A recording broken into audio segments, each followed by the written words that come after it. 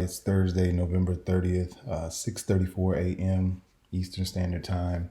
I want to talk through just some trader knowledge in general.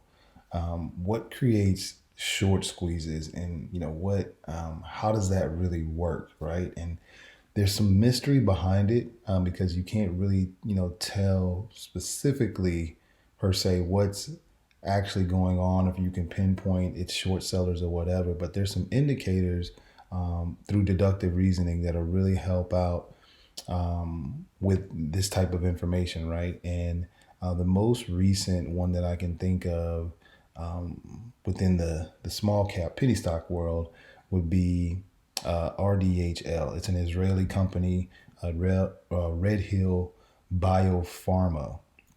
And any company trading at these levels, man, they're junk, they're fraudulent. Just to give you insight, they're cash strapped, likely insolvent, and probably going to do an offering within in the upcoming days, months, what have you, right? As they all do. But if you look within the last year, this is Trading View. You don't see a lot going on with this stock, right? But then all of a sudden, you see, this massive amounts of volume that are happening within the last 3 days, basically. And so this stock ends up going from, 30 cents all the way up to pre-market, into the fours, right? And the thing about with these types of stocks that's interesting is that it can happen in literally the blink of an eye, where there's a saying, stocks can go further than what you think. And that is so true. And you can make a lot of money on both sides of the trade, but you really have to understand. I understand more importantly than say fundamentals, what's actually going on with the timeline of the charts, right? And how to trade it both ways. And I actually botched this up horrendously in the beginning just because of the information that I was looking at. So I'm a technical reader. And typically, I'm looking for criteria of multi-day runners that are up big on percent gain wise and is showing proof in history of being able to run multiple days. And so with a stock like this, when it initially started its run up, it didn't even come on my radar as far as wanting to trade it long or just trade it at all. But what I noticed was that there was massive amounts of volume. The first day that this ran, the volume got up to 192 million. And so when you look at that type of volume, you have to pay attention to that regardless of what you believe, right? More importantly, with the volume, it correlated with the price action. You'll see a lot of times where there will be volume, but the price action is illiquid or it hasn't moved or it's already made the move and now it's just stuck. This was very, very active. So when I looked at this stock and I see what's going on, this is a 5 minute chart. This was the initial run up, back over here. And it's one of those things to where it's a crapshoot sometimes, right? And you're trying to figure things out, but more importantly, how are you trying to be within the trade, be it long or be it short? Because of the information that I was receiving and what I saw from my experience, I didn't think that this could happen all they get all the way up to the fours, right?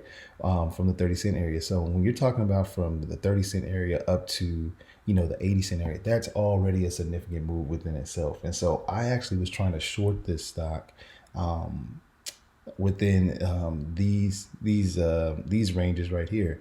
And there's a move that happens within the middle of the day that I get an indicator of like, okay, this stock is likely going to fail. And so when I see the trend, I don't play any of this pre-market. Again, this is not even on my radar, but then it starts to perk up, getting into the regular hours. And then when I see it come up right here, as this is this indication, you see these lines right here as a bearish flag to me. I noticed this big drop and I say, okay, I've seen this time and time again. This is where the dump could probably happen. You're talking about just to see what is the indicator of the volume. This was, 6 million shares dumped into this right here, right? Now, there's exercisable warrants on this stock, and I don't want to get too much into the fundamentals because you don't necessarily need that portion. I think it helps, but they were exercisable warrants at 47, so they're already winning. They've doubled the stock already, and to exercise these warrants, start to cash out and unload. But when you take what you perceive to be happening with the warrants and any other fundamentals, and then add in more and more available shares and more shorts, which seems to be more prevalent these days, these stocks can continually go higher. And that's exactly what happened. And so I take this and scalp it a little bit. But the reality is, and it's hindsight, but I literally saw this happening where the structure wasn't breaking down. So even though you had this nice, dump, once this stock bounced and came back down and held, now we're in an uptrend. And I just started fighting the stock for whatever reason, ego, just didn't believe it, frustration, revenge trading, all sorts of things, right? But the truth is that this never broke down. More importantly, the volume is so active, right? And again, I don't like to look at volume as a negative thing or as a positive thing, meaning selling or buying, but you have to respect the fact that it's holding levels with that volume and that pressure is there. So when you're having short sellers with buying momentum, with volume, it is very, very dangerous, and it just continually held, right? And so it gets to the end of the day, and it fades down a little bit, but it never comes back to these levels. Notice where the highs were. Notice where it was struggling on the pre-market, as well as the day, going into the midday. But then look where it held. Resistance becomes support. With that volume, now we're just kind of just maintaining it, consolidating it. And I actually draw a line on this level, and I was thinking about going long here, and I did, but because my mental capacity, which is very, very important, was blown out, and I was just tired, I didn't believe in this move. This is why it's so important to play stocks at the right time of day.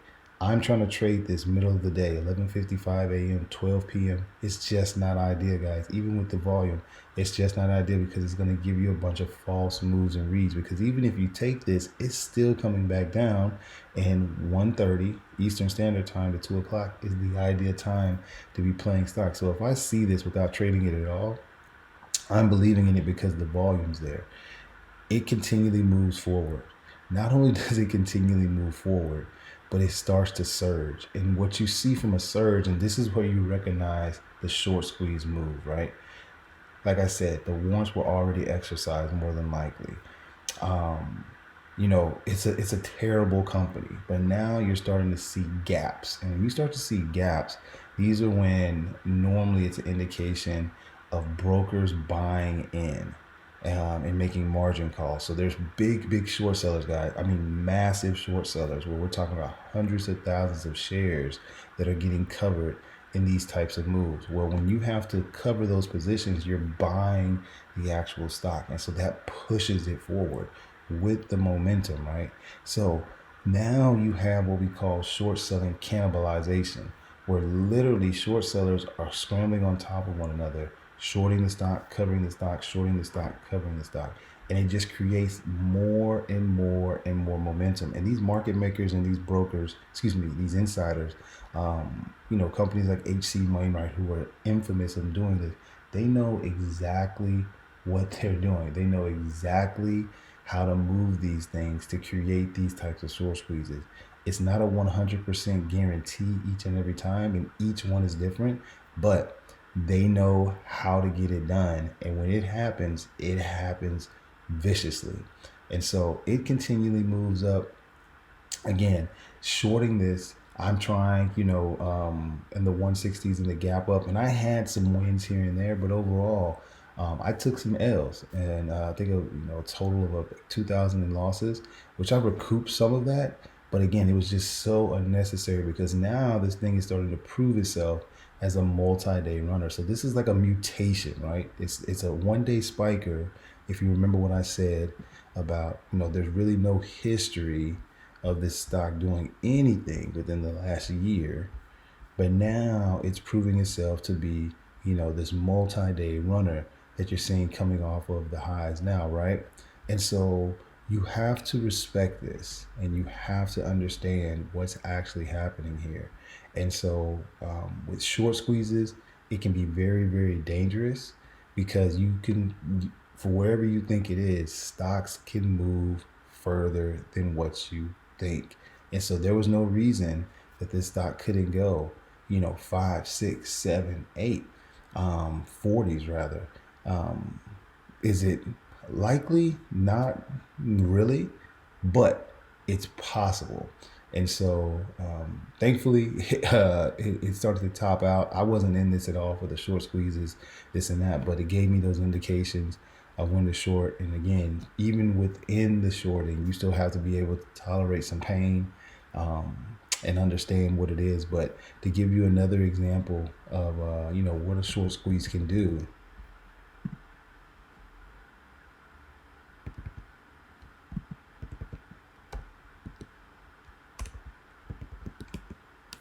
This right here, this again, another short squeeze where you're talking about a day within the last year since January 2023. Where are we at? You have this move right here. So you actually have a little bit more history over here with some sort of volume. And so it gives you some sort of indicator of potential, but hasn't really done a lot. And it can't even hold the gains the next day. But look what it did. How we got high here, highs here to the 12s maybe. What else are we looking at? It got up to here on the second day, but all in one day it squeezes to 48s, guys. 48s. And just think about your account. Even if you have 500 shares, that's a massive, massive move, guys, on the short side. So be very, very careful. That's why shorting is so dangerous, because once you get caught in it, it is very difficult sometimes to get out. Sometimes you're getting caught into halts. You don't know when the stock is going to open or where it's going to open. As a discretionary trader, I take those risks, but I take them with caution. You definitely cannot throw caution to the wind with these, but I just wanted to give you some sort of review, some sort of clarity, information as you go. Hopefully I explained everything okay. If you have any questions, let me know. Gladly would answer them. But leave comments, like, and subscribe. Appreciate you guys. Talk soon.